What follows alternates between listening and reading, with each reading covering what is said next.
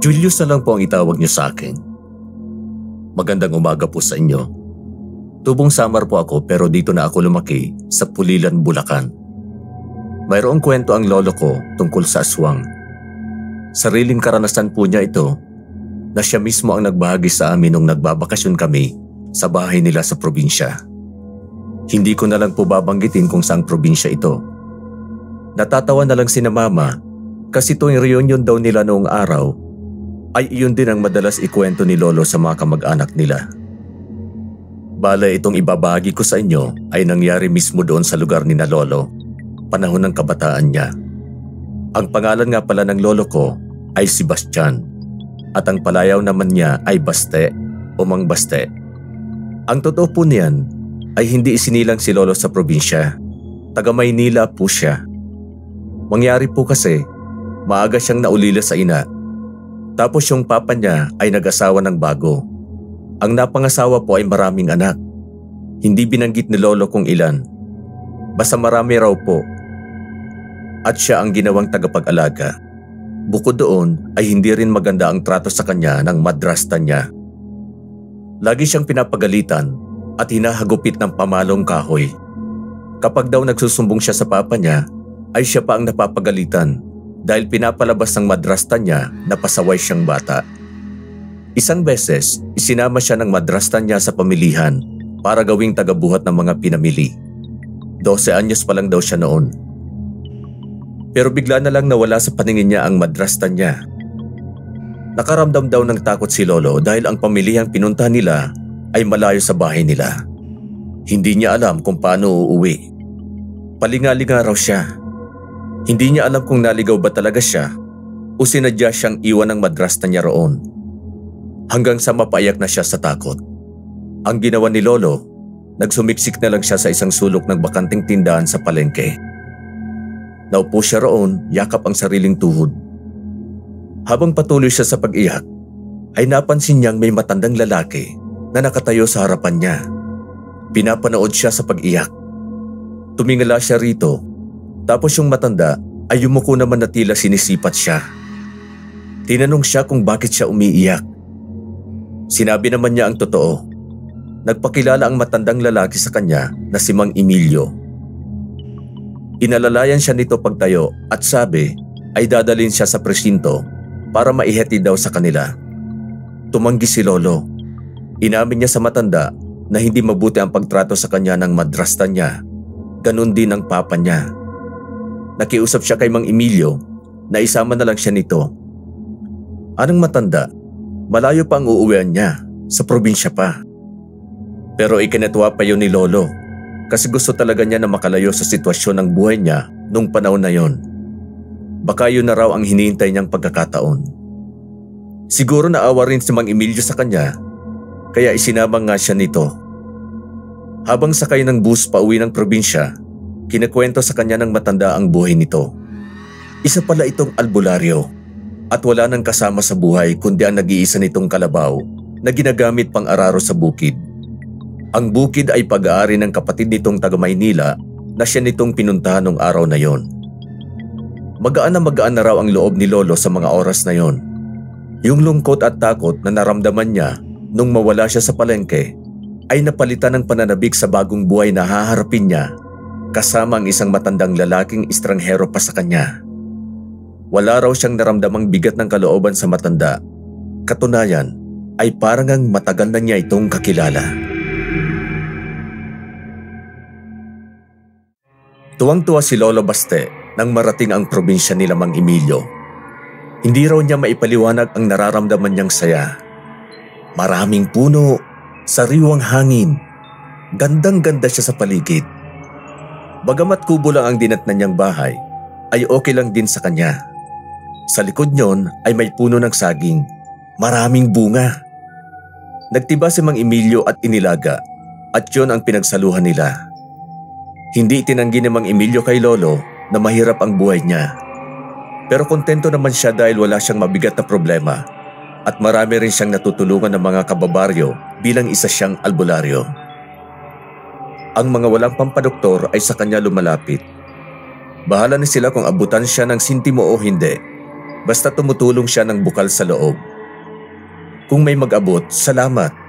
Kung wala, salamat pa rin dahil nakatulong naman siya. Ang tanging pinoproblema lang daw ni Mang Emilio sa lugar na yon ay ang mga aswang. Napatingin si Lolo sa kanya. Bata pa si Lolo. Hindi pa niya alam ang tungkol sa nilalang na yon. Ipinaliwanag sa kanya ni Mang Emilio ang tungkol sa mga aswang. Marami raw itong uri.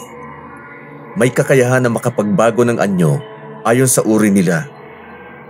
Ang higit na nakakatakot daw sa mga ito ay ang kakayahan nilang manatili sa anyong tao at makisalamuhan na tila ordinaryo lang din sila. Nasabi ni Mang Emilio na nakakatakot dahil marami ang nalilinlang ng mga ito sa pagbabalat kayo bilang isang pangkaraniwang tao. Sinabi rin ng matanda na maaga silang nagsasara ng mga pintuan at bintana dahil sa panganib na dala ng mga aswang. Kaya dapat din daw mag-ingat si Lolo. Binilinan siya ni Mang Emilio na huwag kakausap ng kahit sino. Huwag magtitiwala, lalo pa at siya ay bata, ang paboritong biktimahin ng mga aswang. Marami pang sinabi ang matanda tungkol sa mga aswang habang kumakain sila ng nilagang saging.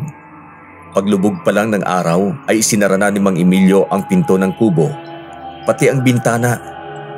Tapos ay nagsabit siya ng mga bawang dito. Ang itak niya ay nanatiling nakasukbit sa tagiliran ng suot niyang manipis na pantalon. Itinuro naman niya kay Lolo ang kinalalagyan ng buntot pagi. Tinanong ni Lolo Baste kung matutulog ba si Mang Emilio na nasa katawan nito ang itak. Tumango ang matanda. Hindi raw kasi niya masasabi kung kailan darating ang panganib, kaya mabuti na rin ang laging handa. Nahiga na si Lolo sa papag katabi si Mang Emilio dahil iisa lang ang higaan doon. Pero hindi pa siya makatulog. Iniisip niya kung hinahanap ba siya ng papa niya, kung nag-aalala ba ito sa kanya o hindi. Sa tingin niya ay hindi. Tiyak na magdadahilan ang madrasa niya kung paano siya nawala. Bukod doon ay naiisip din ni Lolo Baste ang tungkol sa mga aswang. Para bang may bahagi ng pagkatao niya ang nagsasabi na gusto niyang makakita ng ganitong klase ng nilalang. Tiningnan niya si Mang Emilio.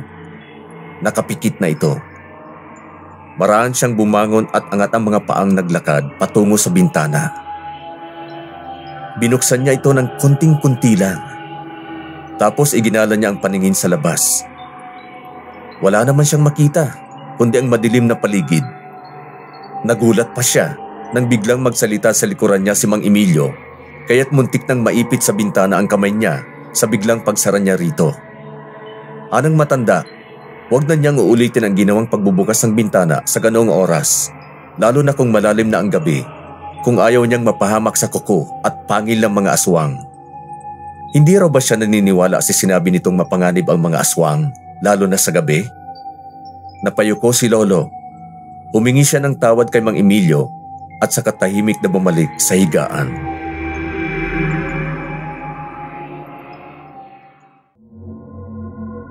Habang lumalakad ang mga araw ni Lolo Baste sa pagkalinga ni Mang Emilio na tinawag at itinuring na niyang tatay, ay marami pa siyang nalalaman tungkol sa mga aswang. Kaya naman tumataas ang pananabik niya na makakita nito. Hanggang sa ang pinakahihintay niyang sandali ay naganap na. 13 anyos siya nang una siyang makakita ng aswang. Nung araw na yon ay isinama siya ng tatay Emilio niya sa bukid. Halos maghapon sila roon, kaya paggabi na nang makapangahoy sila. Nagmamadali si Mang Emilio. Ayaw niyang abutan sila ni Lolo ng dilim sa kakawyan, pero hindi maiwasan. Kundi lang nga kailangan nila ang mga kahoy na yon ay ipagpapabukas na lang sana nila. Kaso maaga pa sila sa bukid bukas. Habang daan pa uwi ay kabado na ang magtatay. Sinabihan ni Mang Emilio ang anak-anakan na maging alisto sa paligid. Nakita ni Lolo na mahigpit ang hawak ng tatay niya sa itak habang pasan sa kabilang balikat ang mga kahoy. Tila ba nag-aabang ng mapaggagamitan ito? Naging malikot din ang mga mata ni Lolo. Panay tingin niya sa kaliwat kanan. Paminsan-minsan ay lumilingon sa likuran. Mahaba-haba rin kasi ang lakarin mula sa kakahuyan patungo sa kanilang kubo. Maya-maya pa ay napahinto si Mang Emilio sa paglalakad. Napahinto rin si Baste. Tinanong niya ang tatay niya kung bakit ito huminto. Ipinahawak ng matanda ang mga bitbiting kahoy kay Lolo at sinabihan itong huwag hihiwalay sa kanya. Maingat silang naglakad palapit sa isang saradong bahay. Dumampot si Mang Emilio ng isang may kalakihan ding bato at saka ipinukol sa bubungan. Sinundan yun ang tingin ni Lolo Baste. Nanlaki ang mga mata ni Lolo nang makita ang isang anyong tao na kuba na nakayuko sa bubungan. Napatingin ito sa dako nila ng masapol ng batong pinalipad doon ni Mang Emilio. Mukhang sa mata ito tinamaan dahil nasapo nito ang sariling mata. Agad itong umalis sa bubungan na tila ba natakot. Nakabuka ang pakpak na lumipad palayo roon. Manghang-mangha si Lolo sa nakita. Tinanong niya sa tatay-tatayan kung yun na ba ang aswang. Tumango si Mang Emilio at sinabing isa lang yon sa mga uri ng aswang at yun ay ang tinatawag na tiktik. Karaniwang dumadapo sa mga bubungan para mambiktima ng buntis. Nagbukas ang pintuan ang may-ari ng bahay at nakita silang magtatay. Sinabi ni Mang Emilio sa kakilala niyang nakatira roon na pag-ingatan ang buntis na kasama sa bahay dahil may tiktik na gustong bumiktima rito. Takot naman ang mag-asawa. Kaya raw pala hindi sila makatulog. Narinig na nila ang lagabog sa bubong nila.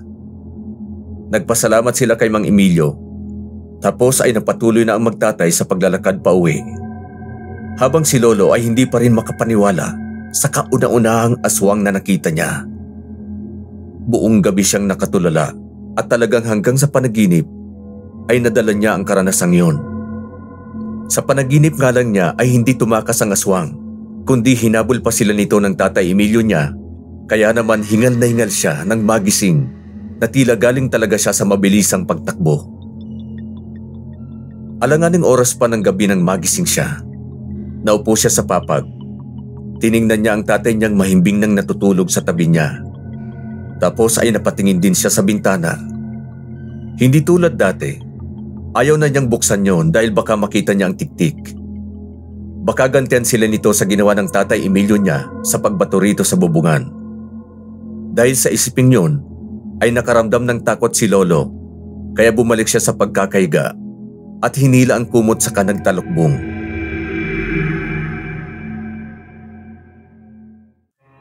Ang pagkakitang yun ni Lolo Baste sa tiktik ay lalo pang nagpalaki ng interes niya sa mga aswang. Sinabi niya sa tatay niya na gusto pa niyang makakita ng maraming aswang ng iba't ibang uri nila at gusto rin niyang malaman kung paano sila malalabanan. Sa sinabing yun ni Lolo ay nag-alala si Mang Emilio.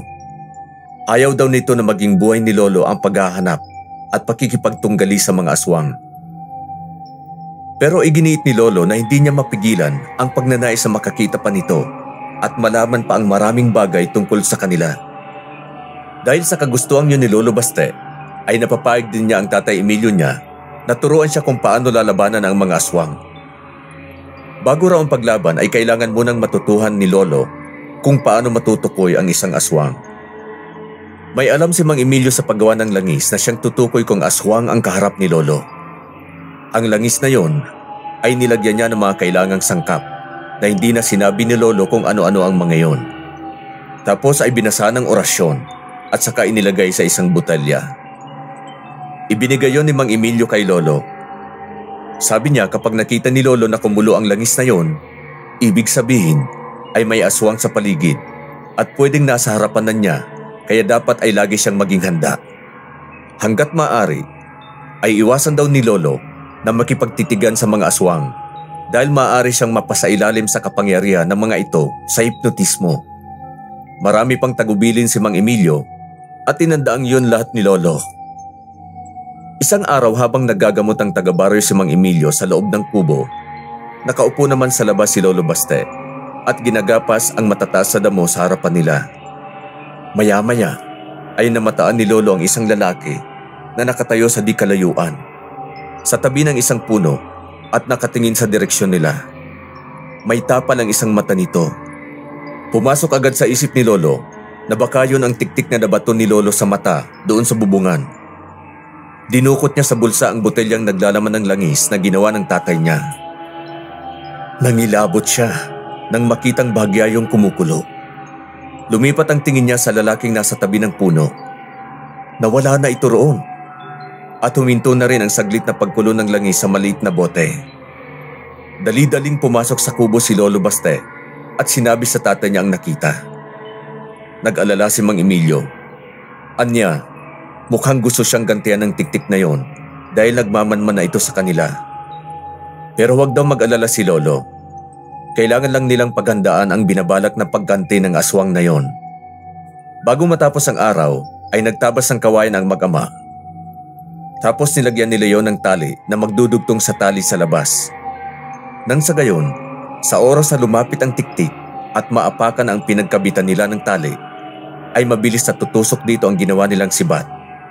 Sa bubungan naman ay naglagay sila ng maraming asin upang hindi nito magawang tumuntong doon. Pagsapit ng gabi, sinabihan ni Mang Emilio ang anak na matulog na at huwag nang alalahanin pang tiktik. Siguradong magdadalawang isip ito na lumapit sa kubo nila. Pero kahit ganon ang sinabi ng tatay niya, ay hindi pa rin dalawin ng antok si Lolo. Nakahiga lang siya ngunit nanatiling mulat. Inaabangan niya ang pagdating ng tiktik at gusto niyang makita na nahulog ito sa ginawa nilang patibong. Subalit lumalim na ng lumalim ang gabi, ay wala siyang narinig ni konting kaluskos mula sa bubungan man o sa loob ng kubo. Tila naramdaman na ng aswang ang patibong nila o baka naman sa ibang araw nito binabalak na sumalakay. Pero kahit sa ibang araw pa, mananatili roon ang patibong na ginawa nila. Aalisin na lang nila sa umaga dahil baka sila pa ang makatapak at matusok ng sibat.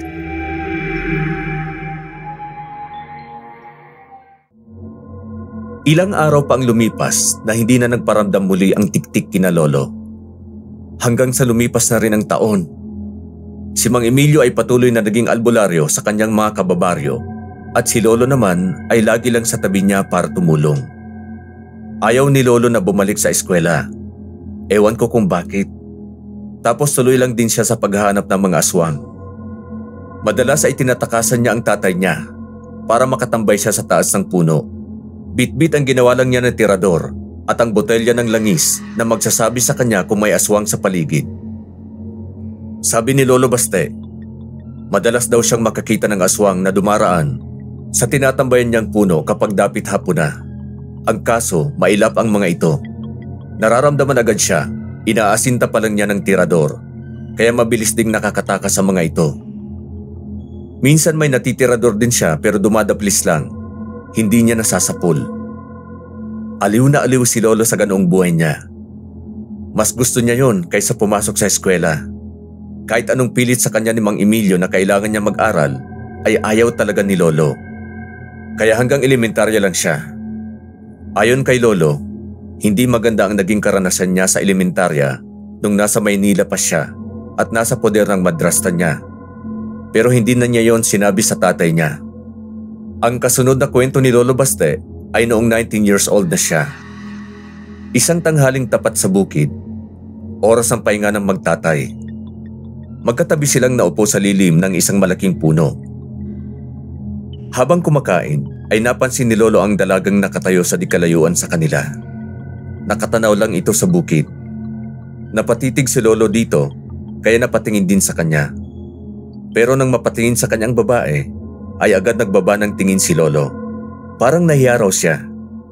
Hindi niya kilala ang babae. Noon lang niya nakita sa lugar.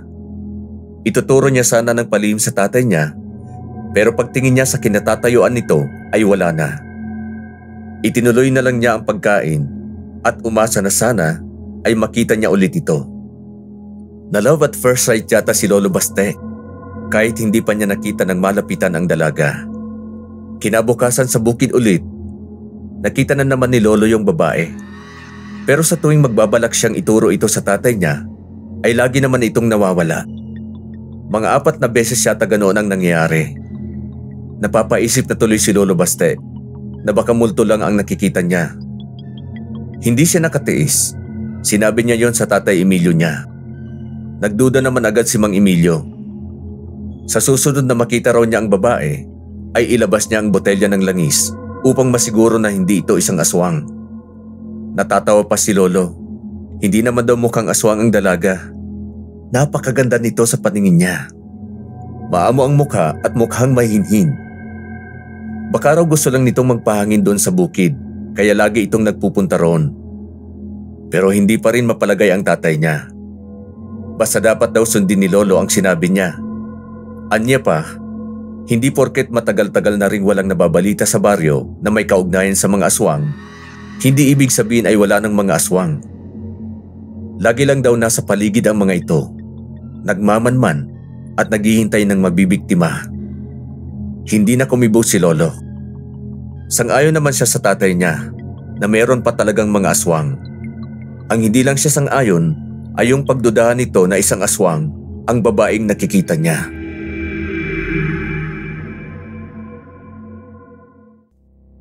Ilang araw din hindi nagpakita kay Lolo ang dalagang inaabangan niya.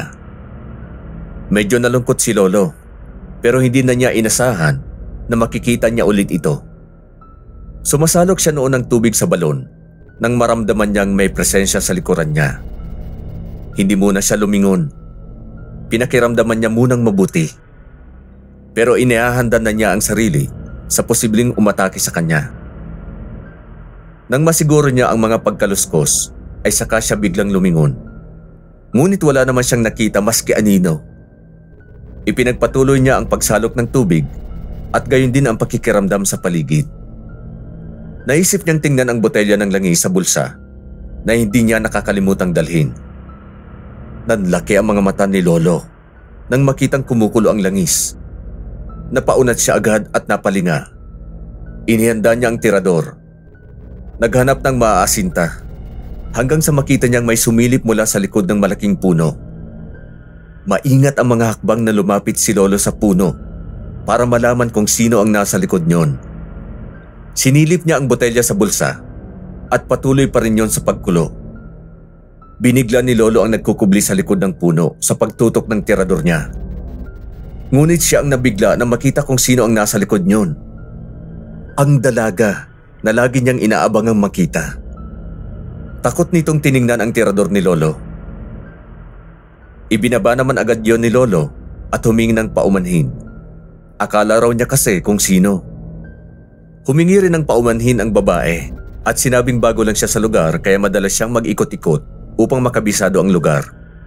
Tapos nagpakilala ang babae sa pangalang Leonora. Nagpakilala rin si Lolo.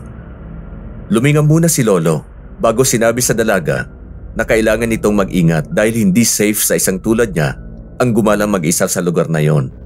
Sa maniwala siya at sa hindi ay may aswang sa kanilang baryo.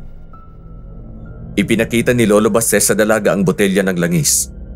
Tinanong niya kung naniniwala ba ito sa aswang at alam ba nito ang ibig sabihin ng pagkulo ng langis sa botelyang yon. Hindi umimik ang dalaga. Tumingin lang siya sa kumukulong langis. Agad naman niyong itinago ni Lolo sa bulsa at sinabihan ang babae na umuwi na dahil natitiyak niyang may aswang sa paligid. Posibleng nagmamanman ng mabibiktima. Tatalikod na sana ang dalaga nang muli itong tawagin ni Lolo at itanong kung saan siya nakatira. Kung makikita pa ba sila, sabay ngiti ni Lolo ng matamis. Saglit na nag-isip si Leonora bago sinagot ang tanong ni Lolo Baste na nakatira siya sa gulod. Pagkasabi niyon ay tuluyan na itong naglakad palayo ng walang lingon likod. Hinatid ni Lolo ng tanaw ang dalaga at saka muling tiningnan ang botelya ng langis sa bulsa. Napaisip siya kung bakit hindi na ito kumulo nang mawala sa paningin niya si Leonora. Nang makauwi sa bahay, ay agad kinuwento ni Lolo sa tatay niya ang nangyari. Napailing si Mang Emilio. Yun ang araw ba ang sinasabi niya? Ang babaeng yun ay isang aswang, kaya dapat daw silang magplano kung muli itong magpapakita kay Lolo. Iginiit naman ni Lolo na kung aswang si Leonora, ay bakit hindi pa siya nito sinakmal? Alangan naman daw na nagkagusto rin ito sa kanya.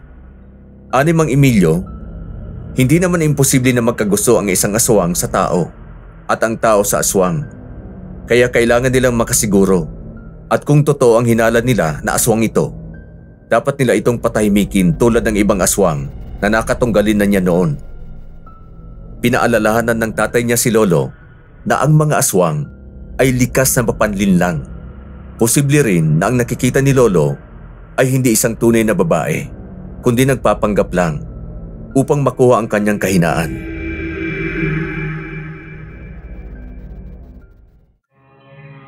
Walang magawa si Lolo Baste sa pagpaplano ng tatay niya. Gusto nitong makita ang dalagang sinasabi niya na nagngangalang Leonora. Gusto ni Mang Emilio na mahulog ito sa bitag nila. Sinubukan itong tutulan ni Lolo dahil nagdadalawang isip siya sa plano. Ngunit sinabi ng ama sa kanya na palaging nasa huli ang pagsisisi. Bago ang araw ng pagbabalak nilang bitagin ang dalaga, ay palihim na nagpunta si Lolo sa gulod para hanapin ang sinasabing bahay ng babae. Gusto muna niya itong makausap. Noon lang niya napunta ng lugar dahil labas na ito ng baryo at hindi naman siya mahilig gumala kahit matagal na siyang nakatira roon. Subalit wala naman siyang nakitang bahay doon. Ginalugad na niya ang buong paligid sa gulod. Kaya naisip ni Lolo na baka tama ang tatay niya. Baka nga aswang si Leonora at pinasasakay lang siya nito sa anyong dalaga upang mabiyag siya at madali nitong mabiktima. Ang hirap lang isipin para kay Lolo na bakit naman kailangan pa siyang linlangin kung pwede naman siyang basta kagatin na lang o sakmalin. Nahihiwagaan talaga siya sa babaeng yon. Dahil bigo siyang makita si Leonora, kaya sinunod na lang niya ang plano ng tatay Emilio niya.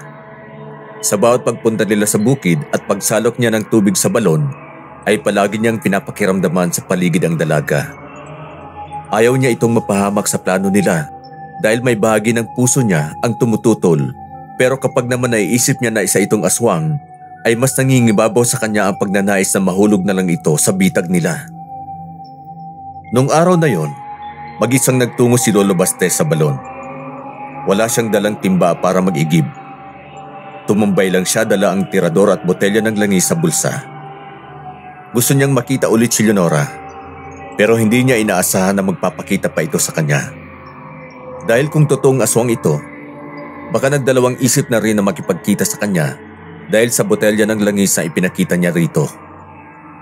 Maya-maya ay isang baboy ramo ang namataan ni Lolo na mabilis na tumalilis mula sa likod ng malalagong halaman. Sinundan niya ito. Natanaw pa niya itong papalayo kaya hinabol niya. Titirado rin sana niya, ngunit mabilis na itong nawala sa paningin niya. Nagulat siya nang biglang may magsalita sa likuran niya. Narinig na niya ang boses na yon at sinasabi na nga ba niya, si Leonora. Tinanong nito kung bakit siya tumatakbo at sino ang titiradorin niya. Sinabi ni Lolo na may nakita kasi siyang baboy ramo at hinabol niya ito. Anang dalaga, iniisip daw siguro ni Lolo na ang baboy ramo ay isang aswang na nagbalat kayong hayop. Hindi makaimik si Lolo. Gusto niyang pag-ingatan ang mga salitang lalabas sa bibig sa harap ng dalaga, kaya't iniba na lang niya ang usapan. Tinanong niya si Leonora kung bakit hindi niya ito nakita nitong mga nakaraang araw. Humugot muna ng malalim na paghinga ang babae bago sinagot ang tanong ni Lolo. Hindi raw kasi siya pinayagan ng mga magulang niya. Istrikto daw pala ang mga magulang niya, ani Lolo. Umiling si Leonora. Inamin niya kay Lolo na hindi niya tunay na mga magulang ang kasama niya ngayon. Ang mga ito lamang ang umampun sa kanya mula nang maulila siya sa mga tunay niyang magulang. Nalungkot si Lolo Baste sa pinagtapat na yon ng dalaga dahil pareho pala sila ng sitwasyon. Pareho silang inampun lang. Inamin din niya yon kay Leonora. Kinuwento niya kung paano siya napunta kay Tatay Emilio. Tapos ay tinanong niya kung ano ang nangyari sa mga magulang nito. Tumingin ang dalaga sa malayo. Luminga bago sinabi kay Lolo na ang mga magulang niya ay pinatay ng mga aswang. Nabigla si Lolo. Kung pinatay ng mga aswang ang mga magulang ng dalaga, ibig sabihin ay hindi ito aswang. Pero nang silipin niya ang botelya ng langis sa bulsa, ay kumukulo na naman ito.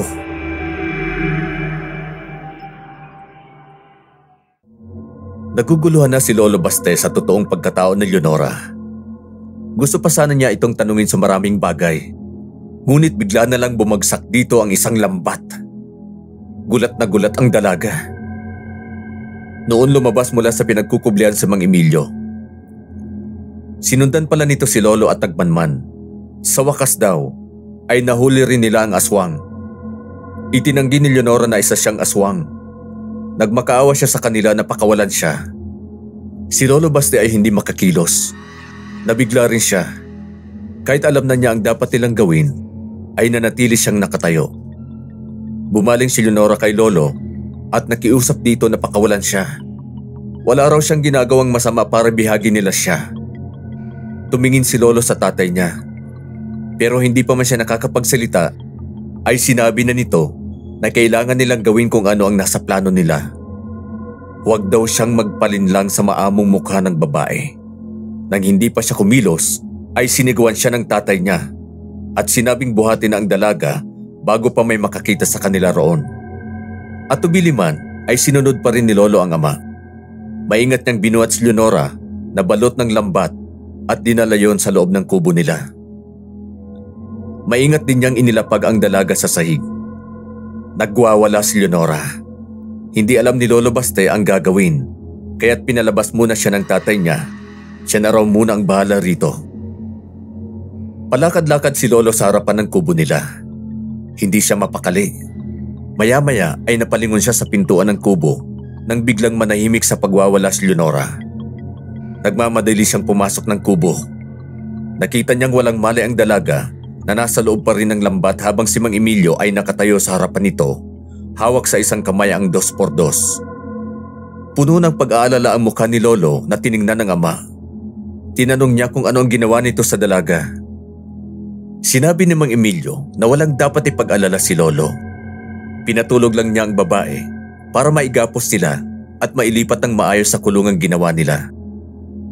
Pantulot na sinunod ni Lolo ang tatay niya. Nang ipakuha nito ang kulungang yari sa kawayan na silang mag-ama mismo ang gumawa. Itinali ni Mang Emilio ang 2 kamay ni Leonora sa likuran nito.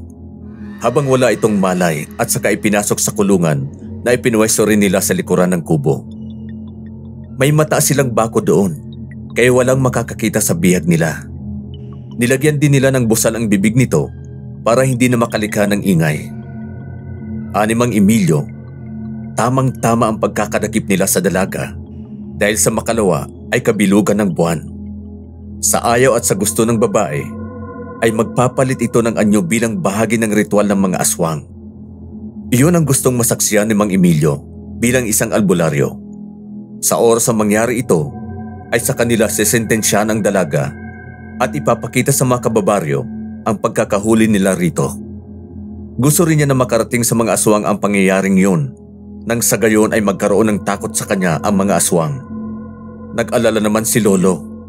Paano raw kung hindi totoong aswang si Leonora?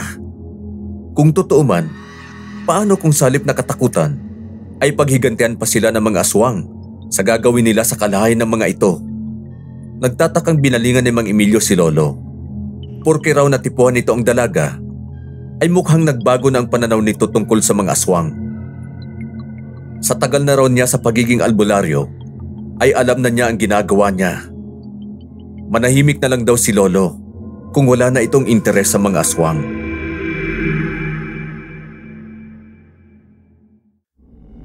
Nung gabi ring yun, ay hindi makatulog si Lolo Baste. Nag-aalala siya ng gusto kay Leonora. Hindi pa ito kumakain. Baka nagugutom na ito.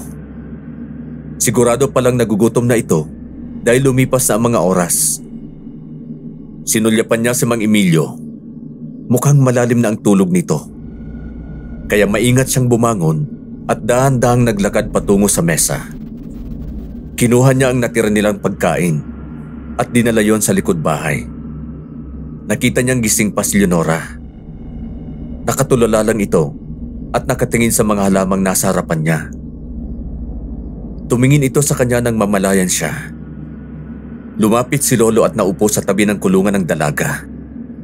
Sinabi niya rito na kailangan nitong kumain, kaya pansamantala niyang tinanggal ang busal nito sa bibig. Huwag daw itong mag-iingay dahil baka magising ang tatay niya. Napailing si Leonora. Ang kailangan daw niya ay makauwi, hindi pagkain, dahil tiyak na hinahanap na siya sa kanila. Naalala ni Lolo ang pagpunta niya sa gulod. Sinabi niya kay Leonora na wala siyang nakitang bahay doon nung pinuntan niya ito para sana kausapin tungkol sa inala nila na isa siyang aswang. Bumuntong hininga ang dalaga At saka inamin na nagsinungaling siya kay Lolo. Ayaw kasi niyang malaman nito ang tunay niyang tirahan. Hindi talaga siya sa gulod nakatira, kundi sa itaas ng bundok. Pinagbabawalan siyang bumaba sa baryo o sa bayan. Pero palagi siyang tumatakas dahil gusto niya ang makapunta sa ibang lugar at makakilala ng mga tao. Kaya lang, sa bawat pagtakas niya, batid niya na laging may nakasunod sa kanya. Tinanong ni Lolo kung sino yung laging nakasunod. Hindi sinagot ni Leonora ang tanong. Sa halip, ay iniba nito ang usapan. At sinabing ibalik na ni Lolo ang pagkain sa loob ng kubo dahil hindi siya nagugutom. Hindi mapilit ni Lolo Bastes si Leonora na kumain. Kaya muli niyang nilagyan ng takip ang bibig nito. Humingi siya ng pasensya sa dalaga dahil kailangan niyang gawin yon. Pero nangako siya rito na tutulungan niya itong makatakas. Huwag itong mag-alala. Mag-iisip lang siya ng paraan na pareho silang hindi mapapahamak. Sabi ni Lolo, mukhang nagtiwala naman sa kanyang dalaga dahil hindi raw ito tumutol sa ginawa niyang paglalagay ulit ng busal sa bibig nito. Pagbalik ni Lolo sa loob ng kubo, chinek niya ang botelya ng langis. Patuloy pa rin ito sa pagkulo. Kaya hindi rin maalis ang duda niya na isang ang aswang si Leonora. Pero kung totoo namang aswang ito, bakit hindi nito magawang iligtas ang sarili? Kanina habang inilalagay niya ang panakip sa bibig nito, may pagkakataon ito nakagatin ang kamay niya, pero hindi nito ginawa. Naging palaisipan din sa kanya kung sino ang sinasabi nito na palaging sumusunod sa kanya. Kung palaging may nakasunod sa dalaga sa bawat pinupunta nito, ay posibleng ito ang dahilan ng pagkulo ng langis at hindi si Leonora. Naisip din ni Lolo, hindi kaya mag-asawang aswang ang umampun kay Leonora? Pero posible ba yun kung mga aswang nga mismo ang pumatay sa mga magulang nito? Ang mga isipin na yun daw ang gumugulo sa utak ni Lolo habang nakaiga na siya sa papag, kaya naman hindi talaga siya nakatulog ng maayos.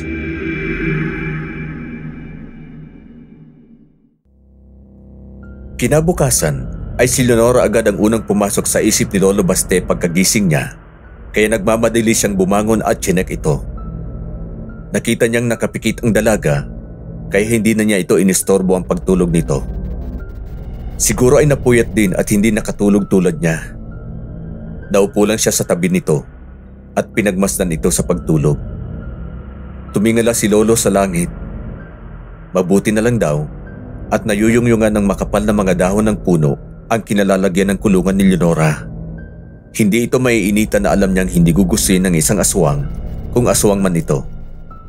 Maya-maya ay tinawag ni Mang Emilio si Lolo at sinabi na kailangan nitong i-check ang tali at kulungan upang masiguro na hindi makakatakas ang babae habang nasa bukid sila.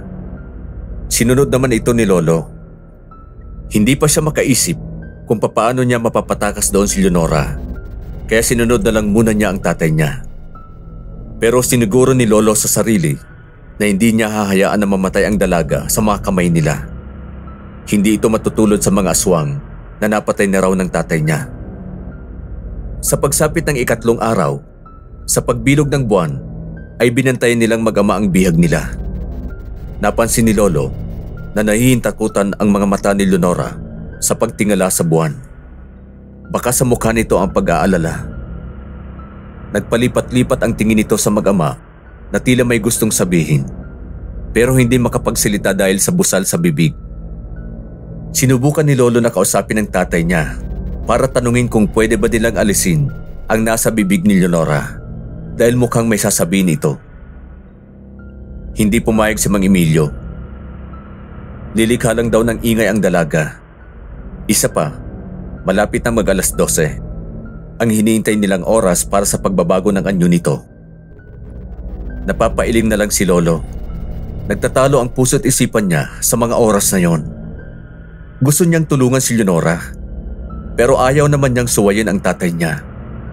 Pagsapit ng oras na hinihintay nila, ay nagsimula silang makarinig ng mga alulong na hindi nila alam kung saan nanggagaling. Minasdan nilang mabuti si Leonora. Kahit hindi naman talaga natatakot si Lolo sa mga aswang, hindi niya maintindihan kung bakit sa pagkakataon na yon ay nagtatayuan ang mga balahibo niya. kinikilabutan siya. Kinuha niya ang botelya ng langis sa bulsa. Kumukulo pa rin yun. Nagsimulang mamawi si Leonora. Halata ang pagkabalisa nito.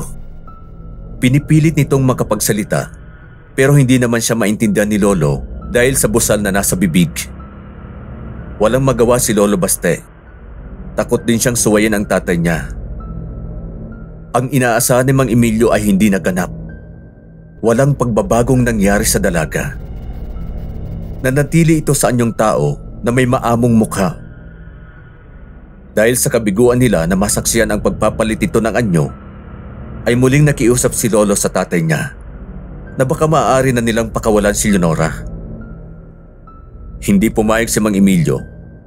May iba pa raw siyang paraan para mapalabas ang pagiging aswang ng dalaga at bukas niya yon gagawin. Nag-alala naman si Lolo Baste sa kalagayan ni Leonora. Tumayo siya at tinaya ang ama na dumistansya ng konti sa dalaga para makapag-usap sila nang hindi nito naririnig. Sinabi niya ang mga nabanggit sa kanya ni Leonora tungkol sa mga magulang nito, ani Lolo Baste. Kung totoo ang hinala niya na mga aswang ang umampun dito at sila ang laging nakasunod sa dalaga, ay tiyak na manganganib na rin ang buhay nilang magtatay dahil sa pagbihag nila rito. Sinabi naman ni Mang Emilio na walang dapat ipag-alala si Lolo dahil dati pa naman silang nakikipagtunggali sa mga aswang. Ano ang kaibahan ngayon? Mas mabuti nga raw kung tama ang hinala ni Lolo. Makakayari na naman sila ng mga aswang. Napailing na lang si Lolo Baste.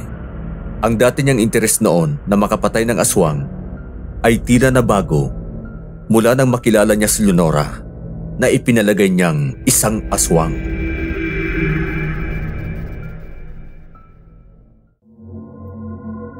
Gusto sana ni Lolo na samahan si Leonora sa likod ng kubo hanggang sa mag-umaga, pero hindi siya pinayagan ng tatay niya.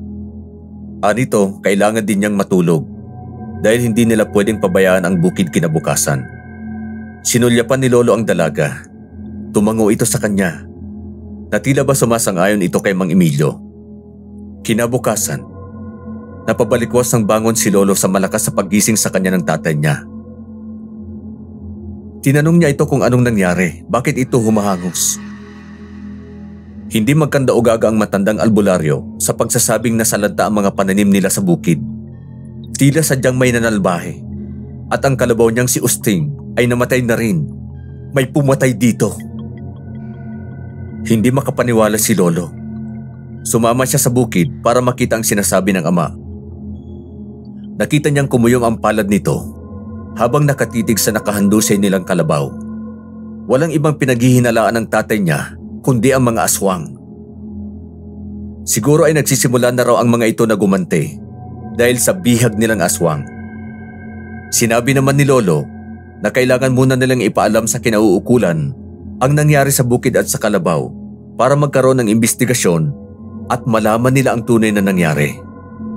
Subalit kumbinsido si Mang Emilio na mga aswang ang may kagagawan. Pagbabayarin daw niya ang mga ito. Pinakalma ni Lolo ang tatay niya. Batid niyang mabigat na mabigat sa kalooban nito ang nangyari. Lalo pa at ang sinasaka nilang bukid ay hindi nila pag-aari at ang kalabaw naman na taging yaman nila ay mahal na mahal nito dahil matagal na rin nila itong kasama sa pagtatrabaho sa bukid. Nagulat si Lolo nang biglang nilapitan ni Mang Emilio ang kalabaw at tila wala sa sariling dinukot ang laman loob nito gamit ang itak. Matapos makuha ang lamang loob ay naglakad ito patungo sa kubo. Nakahabol naman si Lolo. Tila alam na niya ang gagawin ng ama kaya inaawat niya ito. Dumiretso ang matanda sa likuran ng kubo at sa kagalit na tinanggal ang busal sa bibig ni Leonora. Pilit ipinapakain dito ang hilaw na karne ng hayop. Ito raw ang pamalit ng mga aswang kapag hindi nakakakain ng karne ng tao. Tiyak na gutom na raw ang dalaga, kaya tiyak na susunggapan nito ang karning yon upang maibsan ng gutom. Galit ding inawat ni Lolo ang tatay niya, habang ang dalaga ay hindi mapigilang umiyak. Ani Mang Emilio, ipakita na raw ni Leonora ang pagiging aswang nito ngayon dahil hindi naman siya tatagal sa ganung kalagayan. Ipagtanggol daw nito ang sarili. Ngunit natiling walang imik ang dalaga. Nang pumasok sa kubo ang ama, ay tuduhingi ng tawad si Lolo kay Leonora. Sinabi niya ang nangyari sa bukid at kalabaw, kaya ganun na lang ang naging reaksyon ng tatay niya. Ilang saglit lang at bumalik doon ang tatay ni Lolo. Dala ang mga kasangkapan niya sa pagiging isang albularyo. Gagawin na raw niya ang paraang nalalaman niya para mapalabas ang pagiging aswang ni Leonora. Labis namang nabahala si Lolo sa mga ikinikilos ng tatay niya. Nagsindi ito ng kandila sa harap ng dalaga. Binuklat ang aklat at nag-orasyon. Hindi malaman ni Lolo ang gagawin. Naaawa siya kay Leonora. Nanatili itong walang imik at tahimik na lumuluha. Tiningnan ni Lolo ang botelya ng langis sa bulsa. Hanggang sa mga sandaling yon, ay palaisipan sa kanya kung bakit patuloy na kumukulo yun. Gusto niyang maniwala na hindi si Leonora ang dahilan. Baka ang sinasabi nitong laging sumusunod sa kanya. Ayaw niyang isipin na totoong aswang ang dalaga dahil sa nangyayari sa langis. Ito ang preba na hindi niya matanggap.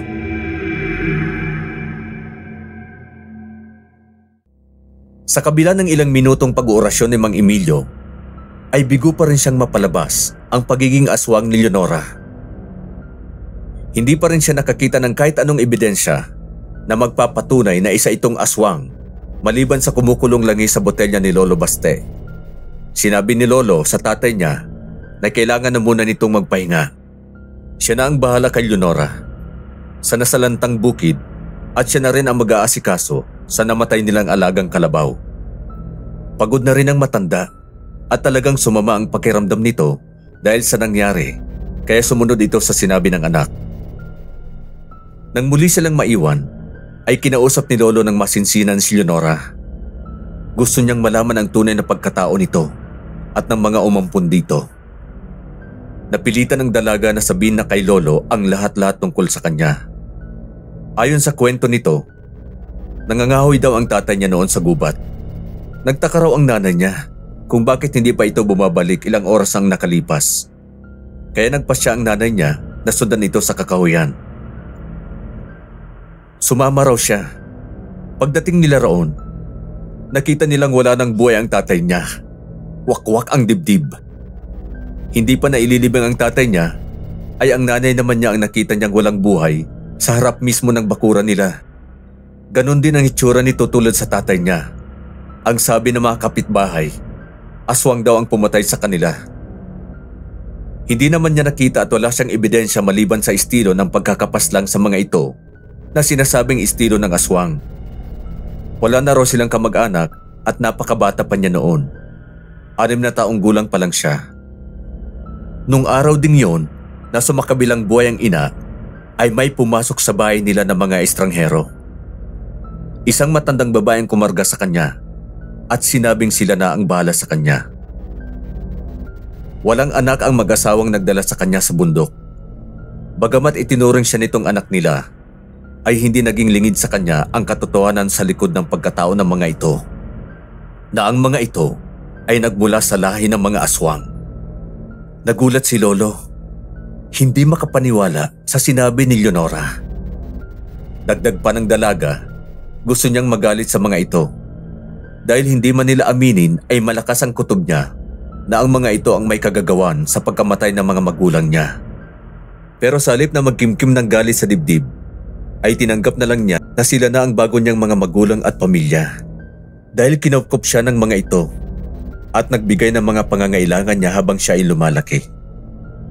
Pero hindi naging madali ang maging anak o ampun ng mga aswang. Dahil maraming kakatuwang bagay silang ginagawa na ayaw niyang gawin. Marami rin silang ipinagbabawal sa kanya. Tumingin si Leonora sa mga mata ni Lolo. Tila tinatantya ang paniniwala nito sa mga ipinagtatapat niya.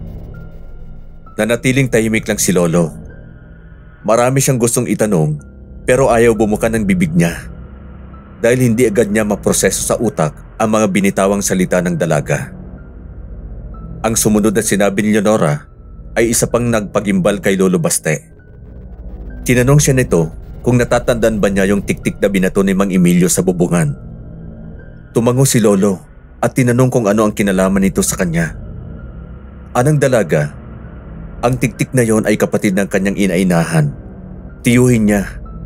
Ito ang laging sumusunod at nagbabantay sa kanya saan man siya magpunta.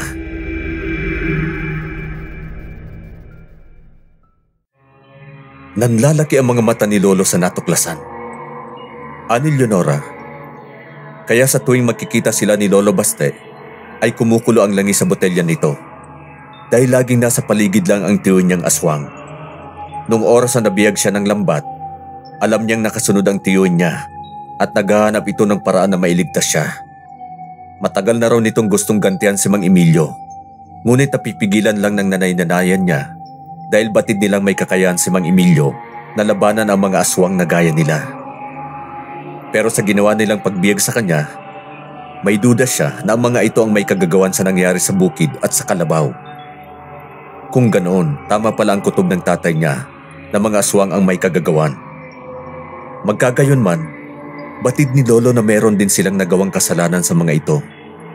Ang pagbiyag nila kay Leonora, pero hindi naman niya masisisi ang tatay niya dahil ang pagkulo ng langis sa botelya ay isang katibayan na may aswang sa paligid at nagkataong nangyayari ito sa tuwing nakikita niya ang dalaga na hindi naman pala ito ang dahilan kundi ang tiyuhin nitong aswang na nagsilbing tagabantay nito.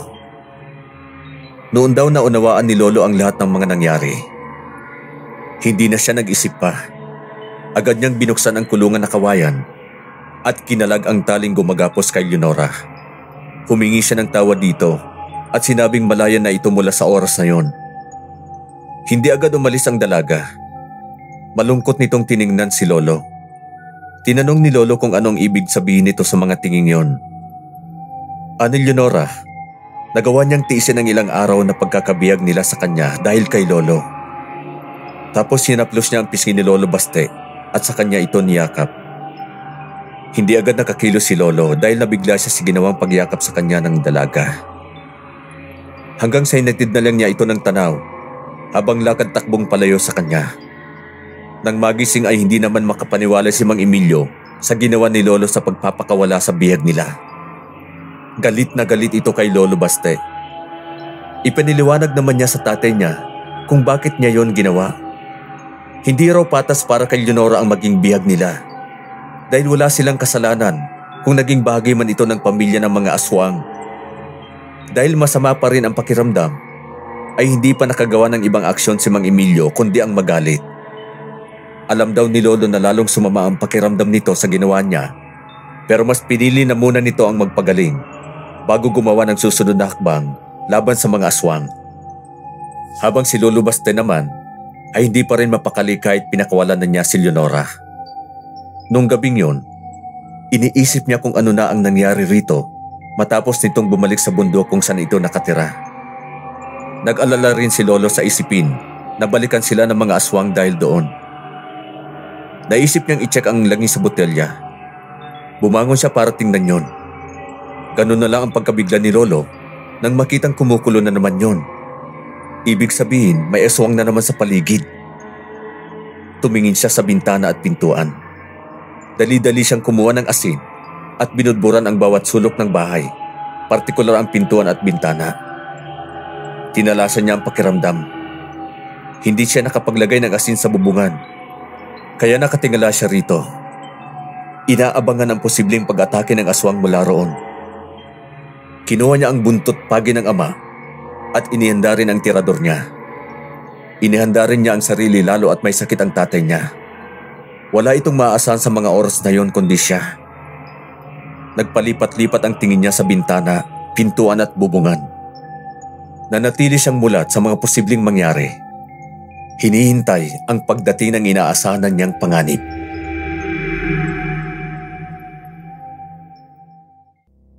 Kunting kaluskos ay nagiging alerto si Lolo Baste.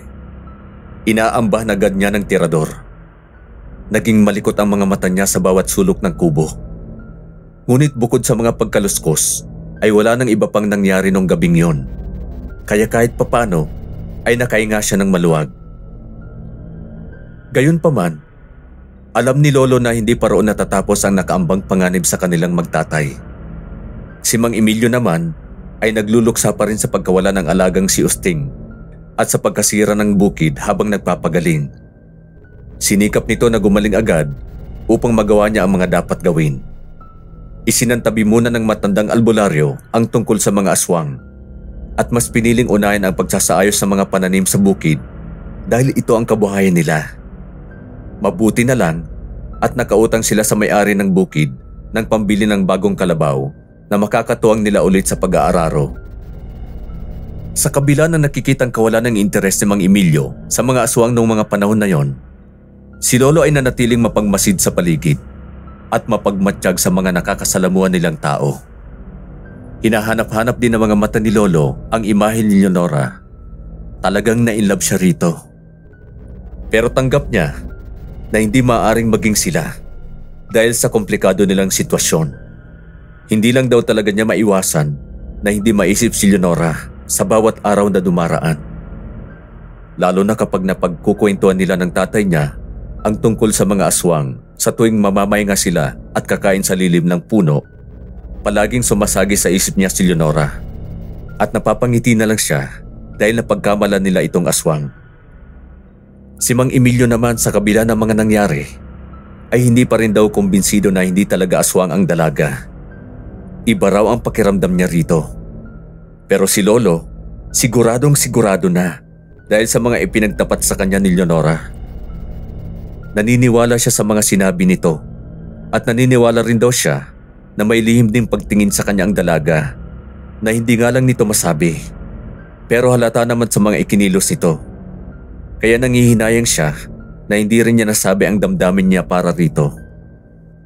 Noong mga sumunod na araw, sinabi ni Lolo na palagi pa rin niyang nararamdaman na may sumusunod sa kanya. Umaasa siyang si Leonora yon dahil madalas ay nakikita niyang kumukulo ang langis sa botelya. Baka nasa paligid lang ito at ang tagabantay nitong aswang. Baka hindi na lang ito nagpapakita sa kanya dahil iniiwasan na nitong mangyari o maulit pa ang naging sitwasyon nila. Siguro na trauma na. Pero kung si Lolo raw ang papipiliin, ay gusto niyang makita ulit si Leonora. Gusto niyang masabi rito ang hindi niya nagawang sabihin nung panahon na nakakausap pa niya ito. Pero ni anino nito, unang aswang man na tagabantay nito ay walang nakita si Lolo sa kabila ng palaging pagkulo ng langis niya sa bote. Hanggang isang araw, habang sumasalok siya ng tubig sa balon, hindi niya inaasahan na muling makikita si Leonora. Nakasilip ito sa kanya mula sa likod ng isang puno. Ngunit nang mapatingin siya, ay agad din itong nagtago. Hindi nagdalawang isip si Lolo na lapitan ito. Ngunit mabilis daw itong tumakbo palayo na tila natakot sa kanya. Nalungkot si Lolo sa naging aksyon nito. Pero naiintindihan niya ang takot nito na muling makipaglapit sa kanya. Dalawa ang alam niyang pinangingilagan nito, ang pamilya ng mga aswang at ang tatay niya. Bumalik na lang si Lolo sa balon at itinuloy ang pagsalok ng tubig.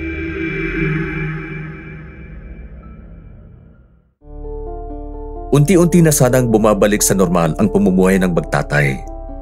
Hindi na gaanong napag-uusapan sa baryo nila ang mga aswang dahil wala nang napapabalitang na biktima ng mga ito nang mangyari ang hindi nila inaasahan.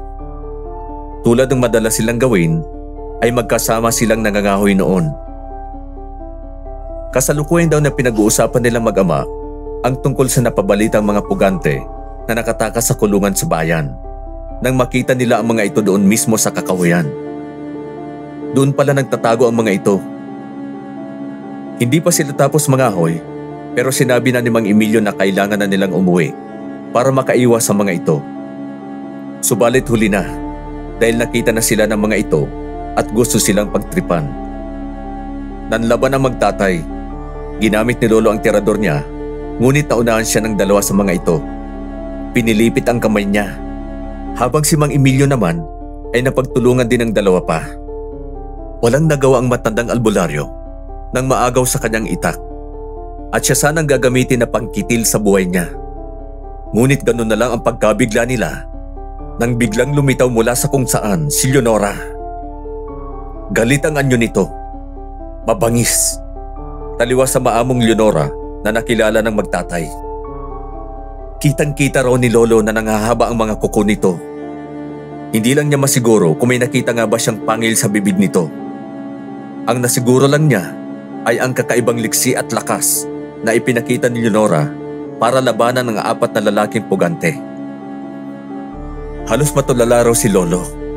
Para sa kanya, imposibleng matalo ng dalagang 4 na yon. Dahil kung sa kanilang 2 ng tatay niya ay hindi nagawang manlaban o may ipagtanggol ni Leonora ang sarili, sa 4 na malalakas na lalaki pa kaya? Hindi raw talaga makapaniwala si Lolo. Ang tatay naman daw niya ay hindi nagtataka sa ipinakitang lakas ng dalaga. Yun daw ang matagal na niyang hinihintay na ipakita nito. Ang kakaibang lakas sa taglay ng isang tunay na aswang. Dahil bugbog sarado na, ay hindi na raw nagawang kumilos si Lolo. Pinanood na lang niya ang kamanghamanghang pakikipaglaban ni Leonora sa 4 na lalaki. Nanlalaki ang mga mata ni Lolo habang tinitingnan ang mga kagat at kalmot na nakukuha ng pugante mula sa dalaga. At yung hitsura talaga ni Leonora ay halos hindi na raw makilala ni Lolo sa sobrang bagsik nito. Wala nang bakas ng pagiging maamo. Matapos mapabagsak ang mga lalaki, ay mabilis din daw na tumalili si Leonora. Ni hindi raw nito nilapitan si Lolo. Noon na pagtanto ni Lolo Baste na tila tama ang tatay niya. Totoo ngang aswang si Leonora. At ang hindi totoo ay ang mga kinuwento nito sa kanya. Na maaaring sadyang alam nito ang tungkol sa tiktik na binato ni Lolo sa bubungan dahil naging usap-usapan ito sa buong baryo. Kaya nagamit niya ito bilang bahagi ng pagpapanggap niya kay Lolo. Kahit ang totoo ay talagang siya ang dahilan ng pagkulo ng langis at hindi ang inimbento niyang tagabantay niyang tiktik. Hindi siya inampun ng mag-asawang aswang, kundi ito talaga ang tunay niyang mga magulang. At ang katotohanan marahil ay nagawa niya ang pagpapanggap na yon dahil talagang nagkagusto siya kay Lolo. Batid lang niya na kumakalaban sina Lolo ng mga aswang, kaya ayaw niyang malaman nito ang totoo. Nasapo ni Lolo ang sariling ulo sa mga isiping yon. Sinang-ayunan siya ng tatay Emilio niya na tama ang huli niyang konklusyon. Mula noon, hindi na raw nagpakita pa ulit si Leonora kay Lolo Baste. Pero si Lolo, hindi pa rin niya maiwasan na isipin si Leonora kahit pa nalaman na niyang totoong aswang ito. Katunayan ay hinanap pa raw niya ito sa bundok na sinabing tinitirahan nito. Matagal din daw ang pinaghintay ni Lolo sa pagbabalik ni Leonora. Pero ni anino nito ay hindi na talaga niya nakita at hindi na rin niya nakitang kumulo pa ang langis sa botelya niya. Habang buhay daw na pasasalamatan nilang magtatay ang ginawa nitong pagtulong sa kanila sa kabila ng ginawa nilang pagbihag dito dati. Hanggang sa magkaroon na ng bagong trabaho si Lolo sa isang bagong bukas sa pabrika sa probinsya nila bilang isang janitor at doon na niya nakilala ang napangasawa niya na siyang naging lola namin. Pero sa tuwing magkakaroon ng pagtitipon ng pamilya namin ay hindi mapigilan ni Lolo ang sarili na ikwento pa rin ang mga naging karanasan niya sa aswang, partikular ang tungkol kay Leonora ng paulit-ulit.